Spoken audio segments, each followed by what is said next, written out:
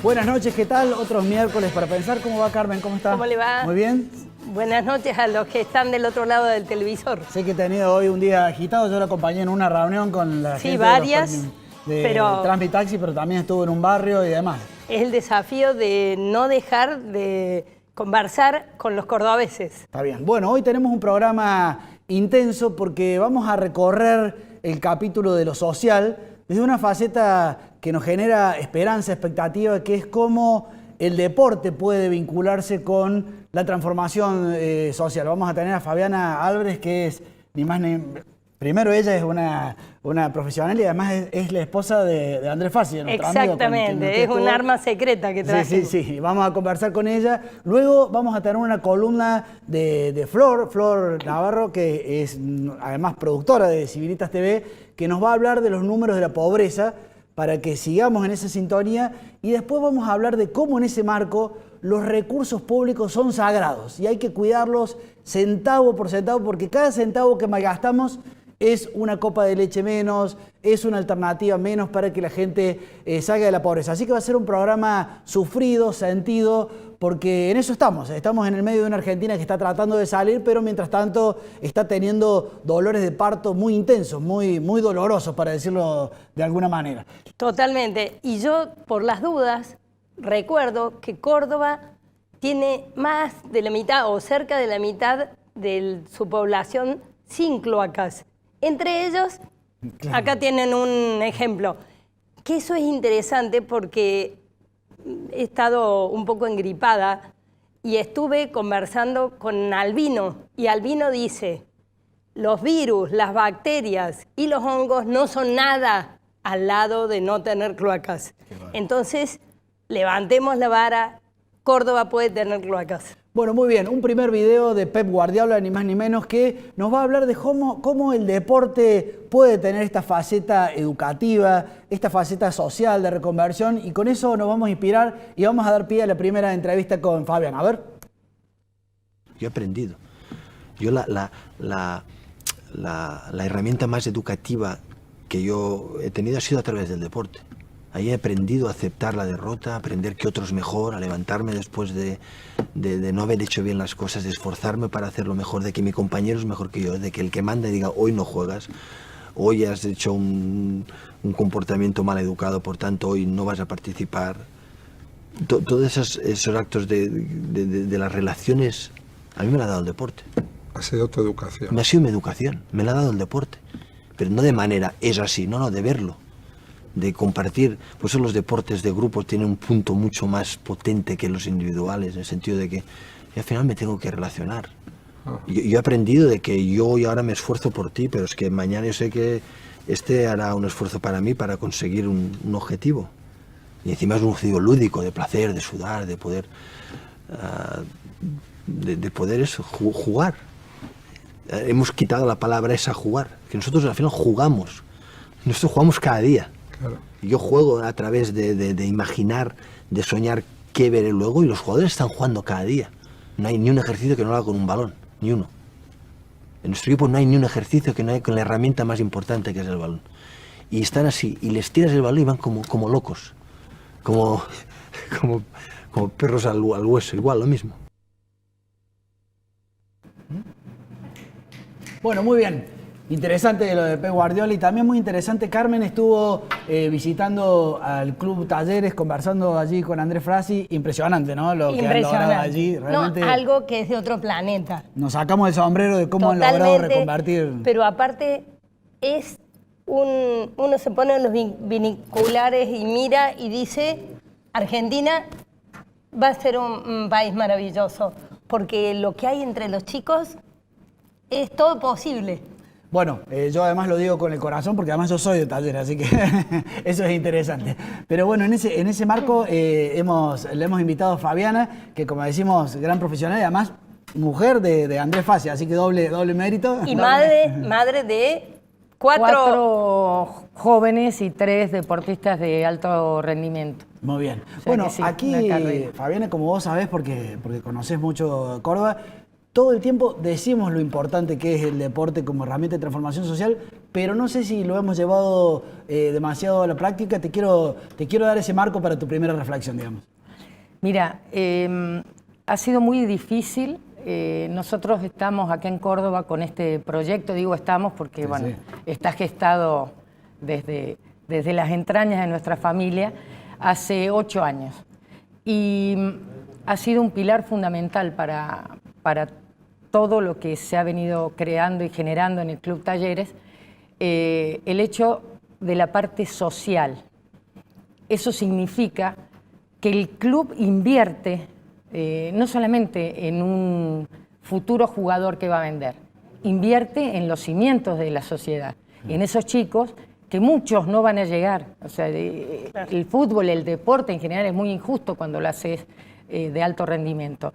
Pero si no invertís, si no se trabaja con conciencia, con capacidad en los chicos, en los niños, es muy difícil revertir todo lo que pasa a nivel social. Y vos, al invertir en estos chicos, estás poniendo la semilla, valores, responsabilidad, disciplina, los estás formando. Aparte, el proyecto del Club Talleres va de la mano de la educación, de la formación académica. Eso te iba a decir, que ustedes son, o que Talleres es severo, estricto a la hora de nadie puede quedarse atrás en esa área. No, por supuesto, no va separado, porque vos no sabés qué va a pasar con ese chico a lo largo de todo el proceso. Hay chicos que entrarán 6, 7 años y a los 19 se dan cuenta que no pueden llegar a primera división. ¿Y qué pasó en ese tiempo? Esos chicos tienen que salir de ahí siendo personas de bien.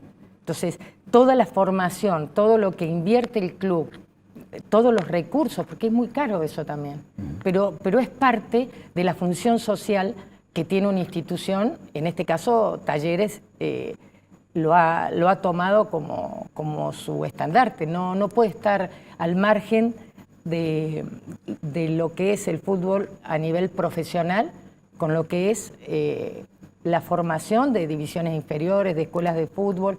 Entonces es muy fuerte lo que hace el club, y esto se va a ir viendo reflejado conforme pase el tiempo, porque en realidad se ha hecho mucho en poco tiempo. O sea, estás hablando que hace 8 años Talleres estaba en el Federal A, o sea, no tenía ni siquiera instalaciones, y las instalaciones que vos viste son unas instalaciones que muchos clubes del país no la tienen. Te hago una pregunta de abogado del diablo, porque ese es nuestro rol también, para zarandear un poco los temas. Algunas personas llegan a hacer críticas en el sentido que dicen, muchas familias, inclusive humildes, ven en esto la posibilidad de salvarse y mandan a ese chico de 7 años y no le ven el costado social positivo, sino que dicen, al final es como que son familias que están usando a sus hijos. ¿Qué respondes cuando alguien embiste de esa manera? Mira, tienen razón en gran medida, pero ahí también viene la función educativa que cumplen los entrenadores, que cumple los psicólogos, todas las personas que están alrededor de estos futuros genios del fútbol. Porque digo, los padres, yo que tenía hijos, todos juegan bien. Sí. Y bueno, pero no todos juegan bien. Entonces, aprovechen la oportunidad de formarlos a los chicos y que sean jóvenes de bien. Y otra de las cosas que yo he escuchado mucho, porque yo siempre le pido a Andrés, llévame, tengo un fulanito que me presentaron y me dice, me pasa el reporte y me dice, hay que ser muy honestos, no podemos crear falsas expectativas. Bueno, pero dale más tiempo. No, o sea, hay que hablar con los padres, le damos la posibilidad de que puedan ir a otro lado, pero se manejan con mucha honestidad. Han tratado de sacar del lado toda la gente que quiere sacarles. Porque vos decís, los padres quieren vivir de ellos, pero no son solamente los padres. O sea, tenés un círculo de gente que dice, te lo llevo a jugar, yo lo acomodo. En Talleres, que es lo que yo conozco, no existe el acomodo y que voy a jugar y dame un dinerito. No, acá es juega y llega el que consideran que lo tiene que hacer, pero están muy, muy preocupados en que esto sea educativo. Carmen. No, a mí me parece una perla, de hecho por eso le invité, porque sos cordobesa, has compartido parte del Carbó, aunque me parece que Sí. no en el mismo momento del tiempo, pero ¿qué mensaje le podés dar a tantas madres cordobesas que hoy tenemos una educación que por ahí la escuela no está dando la respuesta que queremos, pero sin embargo están haciendo un esfuerzo enorme en sus clubes porque reconocen que la herramienta del deporte les puede ayudar, los puede acompañar y no van a hacer la carrera profesional de tus hijos, pero sí los quieren acompañar en los primeros 30 añitos. 30 añitos. Mirá, para mí todo este tema del deporte y la educación es muy apasionante. Yo soy profesora de educación física y creo firmemente en que la única manera, por lo menos la que conozco, es educación y actividad física, deporte, ponerle ya federado, profesional, pero el hecho de que los chicos crezcan en un entorno que sea sano, que sean resilientes, que tengan esa capacidad de reconocer en el otro una autoridad, que tengan respeto, que sepan hacia dónde van, que tengan un objetivo, se consiga el objetivo que ellos quieren o no, es el tránsito más saludable, no solamente para esa familia, sino para lo que podemos generar como Para la sociedad. Yo siento que es de la única manera que nosotros vamos a construir un mañana mejor para estos chicos y que ellos van a ser forjadores de una vida mucho mejor, es de la mano del deporte y de la educación. Y las mamás son las generadoras de todo esto. Sí. El papá tiene que ir a trabajar, a veces va, pero si la mamá se levanta a las 6 para llevar a su chiquito al fútbol o al tenis, van. El día que la mamá se canse y diga no doy más, ese chiquito ya no llega a ningún lado. O sea, las mamás tienen en sus manos la posibilidad de hacer que esto funcione. Excelente. Bueno, la última pregunta, y agradeciéndote mucho que hayas venido, es, de alguna manera, todos vemos, por ejemplo, se está enseñando rugby en la cárcel y funciona bien, pero es como que es germinal, digamos. Sí. Vemos que en algún barrio alguien hace algo, pero es... si tuvieras que darle un consejo ya a nivel, no a las madres, como te pidió recién Carmen, sino a nivel de políticas públicas, ¿qué le dirías, digamos, respecto a al deporte como herramienta de transformación social? Mira, yo te voy a hablar de mi experiencia. Nosotros vivimos 30 años en México, específicamente en el estado de Hidalgo. Cuando contratan a Andrés al equipo Pachuca, el equipo pertenecía al gobierno. Y Andrés presenta un plan de trabajo. El fundamento de ese plan de trabajo por la cual él consigue ser director deportivo de Pachuca, del Club Pachuca, fue: en los 84 municipios del estado de Hidalgo va a haber una escuela de fútbol y que sea autosustentable. Entonces, capaciten. El Club Pachuca capacitaba a todos los entrenadores que iban a replicar el modelo en los 84 municipios. No te estoy hablando de un estado floreciente. Bueno, en los 84 municipios tuvimos presencia de escuelas de fútbol. No era Suiza. En el medio de México. En medio de México. Tuvimos escuelas de fútbol autosustentables porque los chicos pagaban una cuota. Los chiquitos de todo el municipio jugaban ahí. Esos chiquitos jugaban el torneo de todo el estado y se generó una sinergia en todo el estado que Pachuca pasó a estar, como decimos nosotros, en el clima. Claro. Cuando vos ves el clima, te marcan las mejores ciudades. Bueno, a raíz de todo lo que se generó a nivel social, Pachuca funcionó. Es más, fue un arma que usó nuestro gobernador para poder llegar a otro cargo político. Pero solo una institución, si no tenés la mano del gobierno que interprete que de acá para adelante vamos juntos, es complicado. Excelente. Yo creo que es una muy buena excusa para hablarle a Yarlora y que también haya deporte en las escuelas y en todos los barrios y en todas Muchas la gracias intendencia. por haber venido. Gracias. No, muchas gracias a ustedes. Bueno, como le habíamos dicho, seguimos en la línea porque nos estamos todos preocupados por lo que pasa a nivel social, imaginando lo que está pasando en los últimos meses, además donde la crisis se está encrudeciendo, digamos, la inflación y demás. Y en ese marco vale la pena, ¿cómo nos va a recordar Flor Navarro, miembro del equipo de Civilitas, sobre los números de la pobreza? Y luego vamos a hablar de qué estamos haciendo por los pobres aquí en Córdoba. A ver. Hola, muy buenas noches. Hoy les vengo a contar sobre un informe que tuvo mucha repercusión este fin de semana. Es un informe realizado por el Observatorio Social de la Deuda Argentina, el cual pertenece a la Universidad Católica Argentina, y básicamente realizan un análisis económico haciendo un foco en la tasa de pobreza y en la tasa de indigencia, teniendo en cuenta el impacto inflacionario post-devaluación que impulsó el gobierno de Milei en diciembre, teniendo en cuenta la herencia muy ardua que nos dejó el gobierno de Alberto Fernández. En este gráfico podrán observar que la tasa de indigencia creció de un 9,6% a un 14% en diciembre de 2023 y de un 14% a un 15% en enero de 2024.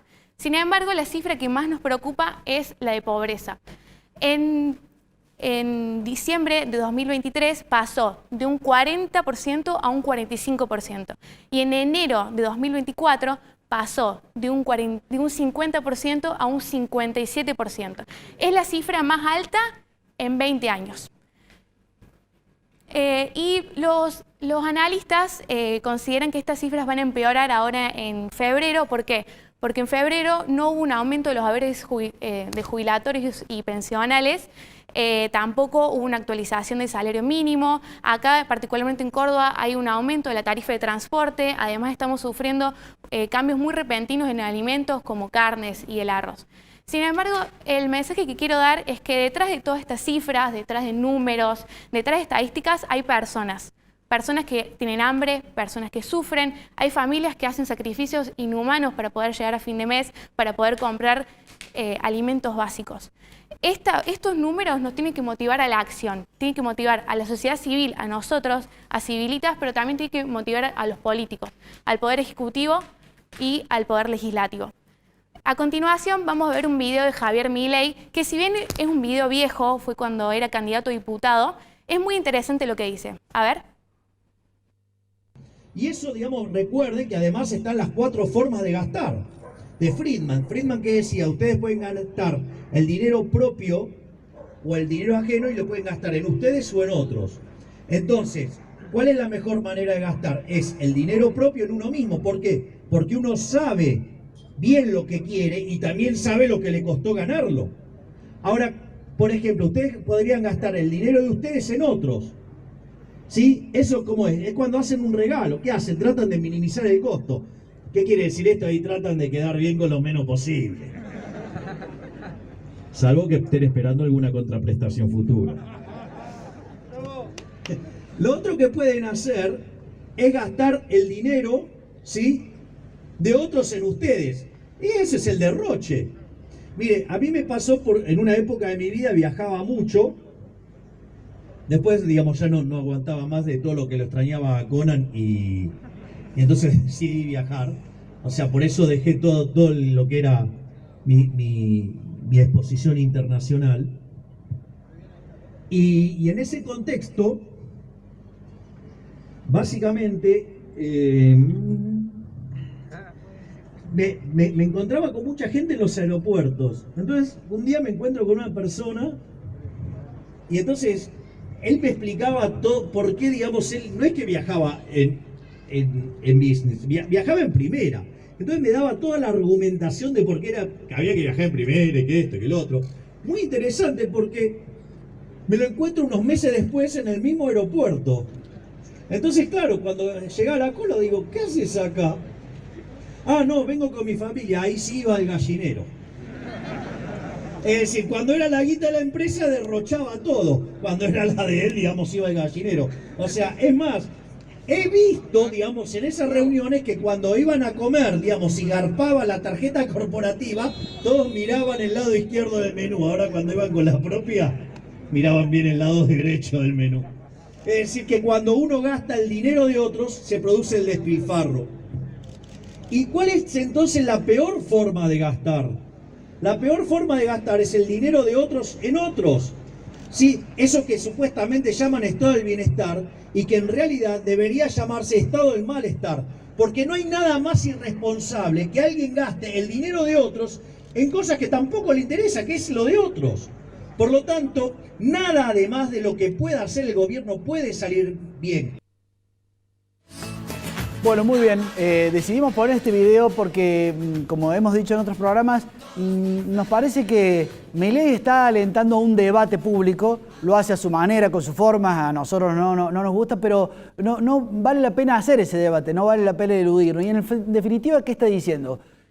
¿Cómo estamos invirtiendo esos dineros públicos que no son ni del gobernante, ni son del bolsillo de uno, sino que son justamente públicos? ¿Cómo lo estamos invirtiendo en lo que hoy es nuestro mayor dolor? Si es real, si es sincero, que decimos, che, no puede ser que casi el 57% de las personas estén bajo la línea de pobreza, casi el 70% de los jóvenes, los datos que ha dado Flor que son verdaderamente alarmantes. ¿Cómo estamos invirtiendo cada peso que estamos destinando? Porque en definitiva, el pago de impuestos es el mayor acto de solidaridad, o es el principal, porque además son impuestos muy sabrosos los que estamos pagando, y entonces si alguien nos dice, no, pero con esa guita están haciendo otra cosa, realmente nos deberíamos indignar. En Córdoba hay esa cultura de que cada peso vale, es sagrado. Bueno, miren, vamos a tener una primera placa para que nos duela realmente. Aquí vean que los impuestos, lo que se llaman los tributos propios, digamos, los impuestos propios, que es esa parte azul, fíjense que de esos tributos, ingresos brutos, que es lo que pagamos los comercios, las empresas, pero no lo pagamos solamente nosotros, sino que además se traslada al consumidor final, fíjense, es un porcentaje, es el 23%, pero el 23% del 27%, o sea, es el 80%, el 90%. Miren, de 1.400 millones que entran como recursos propios, 1.200 millones vienen de ingresos brutos, que es un impuesto abusivo. ¿Por qué? Porque nos saca el 5, el 6, el 7% en algunos casos, pero a la entrada, muchas veces lo hemos explicado acá, y finalmente a las empresas, y sobre todo en ámbitos de crisis como ahora, no nos queda a final del año el 10, nos quedará el 12, o sea que si alguien nos saca el 7, nos saca más de la mitad de nuestras ganancias finales, bajo la excusa de que son ingresos brutos, nos están sacando la mitad de la plata. Si es que logramos ganar el 10% a fin de año, la mayoría de los comercios y las empresas salen hechos en momentos de crisis como esta. Entonces, de alguna manera, la fiesta del Estado provincial y el gasto del Estado provincial lo está pagando la actividad comercial, en la actividad empresaria, la actividad comercial, y los consumidores que lo pagan vía impuesto final. ¿En qué va esta guita? Bueno, fíjense aquí el cuadro siguiente. Este es un larguísimo listado de los ministerios, las secretarías, con algunos datos donde uno dice, por ejemplo, fíjense en el penúltimo puesto, Defensoría de los Derechos de Niños, Niñas y Adolescentes. Son 1.149 millones de pesos. Y uno dice, che, ¿estaremos realmente invirtiendo bien? Y cuando uno abre ese ítem, que aquí yo lo tengo abierto, claro, el 70% va a sueldos. No hay una verdadera inversión que pueda cambiarle a los niños, le pueda cambiar la vida a esos niños, niñas y adolescentes. Y hay otras cosas como la Defensoría del Pueblo, supónganse. ¿Funciona la Defensoría del Pueblo en Córdoba? ¿Realmente ayuda a transformar Córdoba? Bueno, fíjense que se lleva 3.189 millones de pesos, se lleva la Defensoría del Pueblo, que, perdón que lo diga así, pero es casi como una especie de curro, digamos, en Córdoba. O sea, ¿para qué sirve verdaderamente la Defensoría del Pueblo? Bueno, me quiero concentrar dentro de este listado. Bueno, fíjense, aquí están las agencias. Las agencias, por ejemplo, les digo un caso, la agencia Córdoba Joven, que es el cuarto ítem, 1.154 millones de pesos. Miren, aquí tengo la agencia Córdoba Joven, me voy a poner los anteojos para leerle. En la agencia Córdoba Joven, el 80% de la agencia Córdoba Joven es sueldo a personal. O sea, se la están repartiendo ahí entre la gente joven, que es como amiga, digamos, del poder. No están transformando nada a nivel de juventud. Podríamos hacer un largo análisis, pero quiero irme y hacer foco en dos principales. Vamos a patear el hormiguero, como a veces decimos. La caja de jubilaciones de Córdoba, donde están ni más ni menos que los jubilados de Córdoba. O sea, algo que sería políticamente incorrecto ponerle la lupa. Pero vale la pena, porque fíjense, son 113.000 jubilados. Los jubilados de la administración pública de Córdoba y los vinculados, los municipios del interior, la municipalidad de Córdoba y demás. Esos 113.000 jubilados, pasemos a la siguiente si quieren, se conforma, por ejemplo, en 3.333 jubilados de EPEC. EPEC tiene como 8.000, 9.000 empleados, ¿no? Claro, que ganan un haber medio de 750.000, pero porque estamos juntando jubilados y pensionados. Fíjense la placa siguiente, solamente los jubilados son 1.800 que, claro, reciben un haber de 931.000 pesos. Una buena jubilación, para decirlo de alguna manera. ¿Qué pasa con esto? La caja de jubilaciones da pérdidas. Da pérdidas por 100.000 millones de pesos. O sea, para que se den una idea, las inversiones en seguridad son 150.000, 200.000 millones. O sea, se lleva un presupuesto de seguridad a nivel de inversión. Para pagarle jubilaciones a la gente de EPEC, sigamos si quieren con la siguiente placa. Les voy a mostrar, por ejemplo, los bancarios. Estos son 5.300 personas que vienen del Banco de Córdoba con haberes de 848.000 pesos. Pero pasemos a la siguiente y veamos que son 3.500 jubilados, no los pensionados, que claro, tienen una jubilación de 938.000 pesos. Pasemos a la siguiente si quieren y veamos, por ejemplo, los que vienen de la Municipalidad de Córdoba. 6.224 jubilados que tienen 780.000 pesos, pero a nivel de jubilación, pasemos a la siguiente, son aproximadamente unos 4.500 que, claro, tienen 882.000 pesos de jubilación. Claro, ¿y qué les pasa? Los docentes y los policías, fíjense la placa siguiente, los docentes son 40.000, pero claro, ya no reciben 980, sino que reciben 408 de jubilación. Y fíjense los policías, pasemos a la siguiente, los policías reciben 425.000 pesos. En definitiva, para que darles un número exacto, hay un 15% en la caja de jubilaciones que gana arriba de los 800.000 pesos.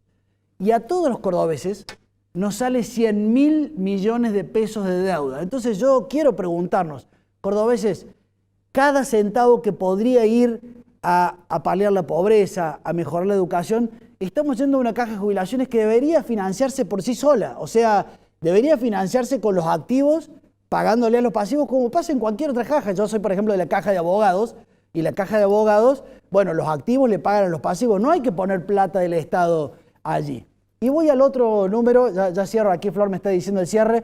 Vamos a la siguiente, que es muy interesante, porque me quiero ir a la Lotería de Córdoba, otro lugar. Vamos a patear otro hormiguero. La Lotería de Córdoba, supuestamente, la gente juega y con esa plata ayudamos a los pobres. Pero claro, resulta que a los pobres les llega 648 millones de pesos por mes. Aquí está el Ministerio de Desarrollo Social, la tercera columna. ¿Y cuánto nos sale por mes la Lotería de Córdoba? Pasemos a la siguiente. En sueldos, porque son 1.100 empleados, nos sale 1.462 millones de pesos por mes la lotería. O sea, nos sale más caro el collar que el perro, digamos. Para pagarle esos 1.100 empleados gastamos mucho más de lo que finalmente le podemos dar, que son 1.400 contra 680, 1.400 contra 680, o sea, la mitad va a los pobres y en cambio le estamos pagando a 1.100 personas en lo que es un gasto público. Entonces, no solamente es gasto publicitario, 27.000 millones, no solamente son agencias que no sé para qué sirven, sino que cajas de jubilaciones, EPEC, lotería, en todos esos lugares hay que cortar, hay que ajustar. Necesitamos un Milei en Córdoba porque de allí puede salir plata para el deporte, para la promoción social y para la lucha contra la pobreza. Los recursos son sagrados y hay que cuidarlos. Hay que cuidarlos aún en un viaje privado que se haga un gobernador para ir a un programa en Buenos Aires. No, señor, porque esa plata podría ir a darle de comer a alguien. Bueno, muy bien. En esta línea tenemos el video. No, ya nos tenemos que ir directamente. Bueno, no pudimos mostrar el video. Me estoy acercando aquí para saludarla a Carmen. El video muy interesante era el video de Martín Juez, que estuvo denunciando la cantidad de personas que han nombrado en la Municipalidad de Córdoba, puso todos papelitos en la pared, lo felicitamos porque realmente nos permitió ver que son demasiada gente, casi el doble o el triple que en otras gestiones. Vuelvo a decir, los recursos públicos son sagrados. Carmen. Tengo una lupa así y la queremos usar. Los invito a todos los que están del otro lado, acérquennos información. Nosotros estamos atentos porque queremos que el cambio también se produzca en Córdoba. Nos vemos el miércoles que viene. Vamos a seguir detectando. No les cuento lo que hemos encontrado en Camino de las Sierras, porque también es otro lugar donde vale la pena poner la lupa. ¿Nos vemos el miércoles que viene? Sí, claro. Adiós, hasta luego.